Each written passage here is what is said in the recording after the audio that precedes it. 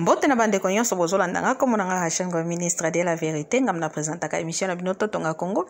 Lelo na tolobela ba congolais to mekana ko solola affaire Bombe oyo bande kona biso bakomi kotelema lokola ba stati bande kona biso bazomela yango donc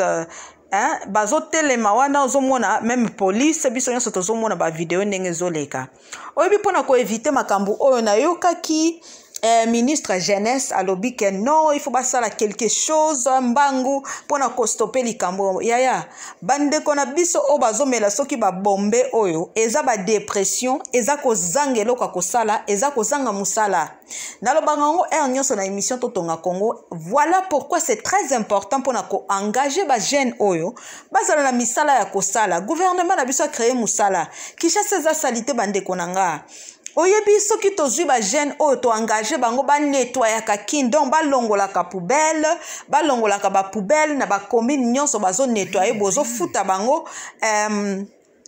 mbongo ya bien bozo futa bango bazo si vivre na yango bazo sala musala chaque jour il faut que na musala azo nettoyer sali 8 heures du temps na ye azo nettoyer balabala soki bo sala bo créer shift à butu ba misusu ba travailler kana tongo ba misusu ba travailler ka butu bazo sala musala bazo nettoyer ba commune na Kinshasa bande kona ngai to komona bande kona biso lelo ya basi na mibali ba mela bombete parce que il faut komi tuna mutu nyonso tanga banda ko koma bazi drogue tout monde ngo même en États-Unis ozomona bana bazomela ba drogue bazo sala biloko bazo sala bo nyonso wana mutu so azana eloko ko sala na vie na ete vie na e ezana eloko te donc alamuki na tongo ana eloko te akenda classe atanga azwa diplôme lelo azwa licence asalela kango te parce que musala ko sala ezate ausani na vie na e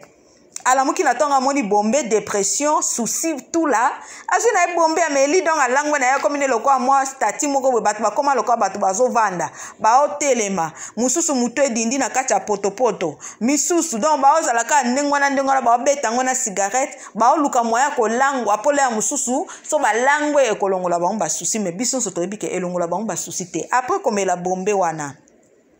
ekobebisa nanu nzoto no ekobebisa nanu vie na yo ekobebisa ba organe na vie na yo et après tango meli bombe osali eli bombe et ozongi normal ba souci ko changer tes situations et ko changer te voilà pourquoi c'est très important pour na gouvernement na biso pour na mboka na biso kotala ba bisika o ba pont banzeleza ya kobukana ba salité za na mboka ko créer misala na biloko o tozana besoin ya ko nettoyer neti salité ya Kinshasa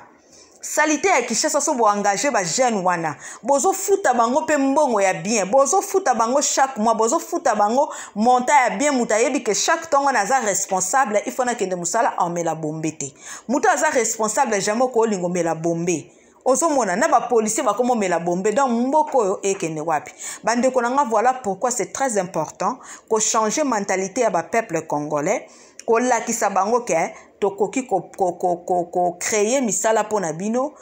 gouvernement ezali wana pona bino to sala effort ke ba jeune na biso bazanga ke eloko ko sala te bazala kana eloko ko sala oyo ke ekolongola bango na vie ya